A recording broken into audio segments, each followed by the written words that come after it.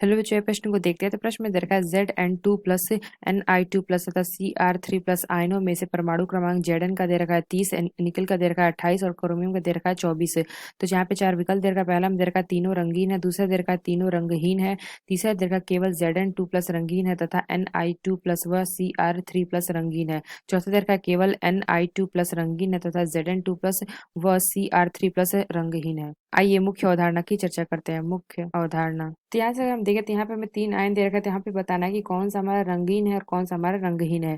तो यहाँ से अगर हम देखें तो जिसके पास हमारा अयुग्मित इलेक्ट्रॉन नहीं होंगे वो हमारे क्या होंगे, रंगहीन होंगे, और जिसके पास हमारे अयुग्मित इलेक्ट्रॉन होंगे वो हमारे क्या होंगे, रंगीन। पहला अगर हम देखें तो पहला हमें क्या दे रखा है, Zn2 प्लस देखा है। तो यहाँ से अगर हम इसका इलेक्ट्रॉनिक कॉन्फ़िगरेशन देखेंगे तो ये हमारा क्या हो जाएगा, Zn2 प्लस। इसका अगर हम देखें तो ये हमारा क्या हो जाएगा, 3d10 और 4s0।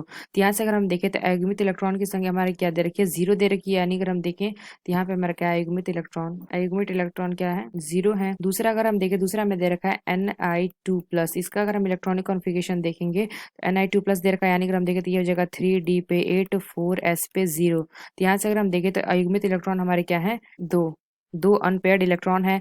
यहाँ से अगर हम देखें तीसरा में क्या दे रखा है, Cr3 प्लस। इसमें अगर हम देखें तो इसका हमारा हो जाएगा क्या, 3d3 4s0। तो यहाँ से अगर हम देखें तो अयुग्मित इलेक्ट्रॉन हमारे क्या है, तीन है, तीन अयुग्मित इलेक्ट्रॉन उपस्थित है। तो यहाँ से अगर हम देखें तो जो हमारा Zn2 प्लस है इसमें हमारा क्या है, अयुग्मित इलेक्ट्रॉन क्या है, शून्य है। तो यहाँ पे हमने क्या बताया, जिसमें हमारे अयुग्मित इलेक्ट्रॉन नहीं होंगे वो हमारे क्या होंगे, रंगहीन होंगे। तो ये हमारा रंगहीन हो जाएगा। दूसरे में अगर हम देखें तो यहाँ पे हमने क्या बताया था कि जिसमें अयुग्मित इलेक्ट्रॉन होंगे ये हमारे क्या होंगे, रंगीन होंगे। तो यहाँ से हमारा क्या हो जाएगा, ये भी हमारा रंगीन हो जाएगा।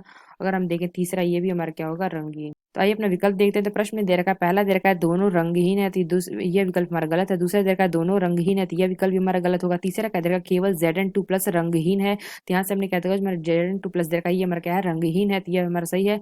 और Ni2 प्लस और Cr3 प्लस रंगीन है, तो यानी हम कह सकते हैं जो हमारा सी विकल्प है यह विकल्प हमारा सही होगा। डी क्या दे रखा है, Ni2 प्लस रंगीन है, तो यह विकल्प हमारा गलत है। तो यहाँ से हमने क्या, जो हमारा सी विकल्प है यह विकल्प हमारा सही होगा। तो आशा करते हैं आपको समझ में आया होगा। धन्यवाद।